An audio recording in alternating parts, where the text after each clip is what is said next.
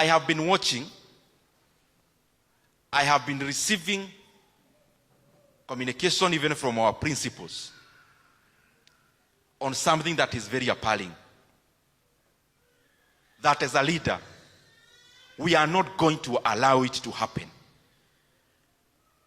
That the Ministry of Education, the government of Kenya, has sent a circular to our principals, purportedly referring to a Gazette notice of 2015, wanting to reduce capitation to our day schools, day secondary schools, from 22,000 to 12,000 shillings. I want to assure you, as a member of parliament, I will do everything possible within my powers to make the government rescind that decision.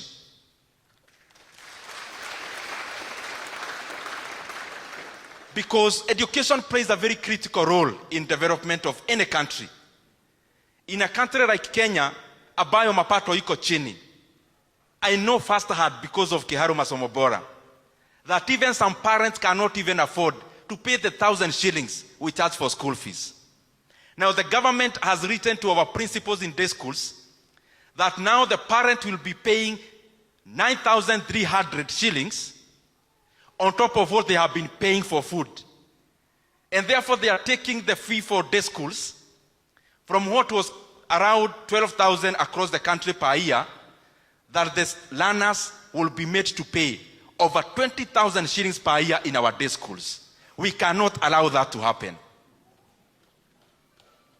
Kwa sababu huyu mtu ambaye anaambiwa alipe hiyo fedha akikosa, huyo mtu atakuwa gharama kubwa hata kwa nchi kama hatapata elimu. And I want to request those who are in government, even all of us, including myself as leaders, as a leader, we are all beneficiaries of our communities, taking us to schools. We are all beneficiaries of our country, giving us a through pass to go to school. We cannot digress. We cannot go back. And I have seen there is a penchant, there is a concerted effort, almost deliberate, of taking away the free basic education in Kenya. We keep seeing conflicting information. This person in government says this other one says this other one says this. Now the culmination is setting a circular to day schools principals to add school fees from January. I want to request our leaders, all the money we are using to manage politics in Kenya is more than enough to say to our day schools to make even day schools free in Kenya. And we have to get our priorities right. There is no way you'll come, you'll do baraza sponsored by government in the same budget, then you come to tell us that there is no money for capitation for our secondary schools. In Kenya, those who are in government, look at us very clearly. And I'm looking at you directly.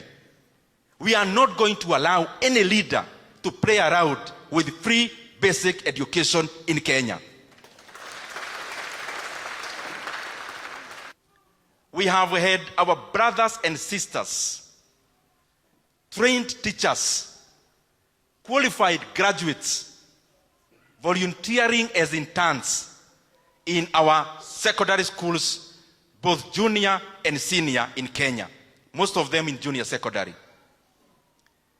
with a stipend of 17,000 shillings. Their contract, the one they signed with government, was a 1-year contract for internship. Now we are almost in December, because now it's November. Schools are opening in January.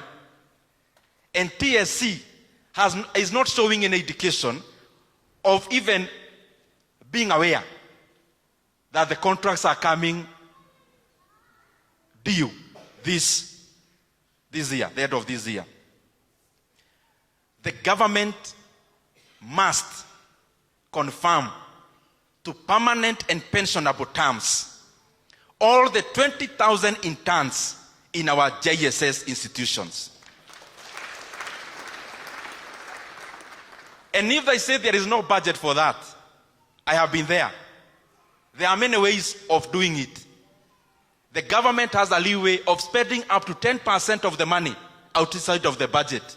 Under the article called 223, they can bring to Parliament for ratification later. So TSC tafadhali, all the JSS interns must be confirmed into permanent and pensionable. If you don't have the budget, as members of Parliament, we are giving you permission, sped, we will ratify later. But as of now, give indications on confirming them to permanent and pensionable terms in January next year. We need to come back to our basics. Let us come to our basics.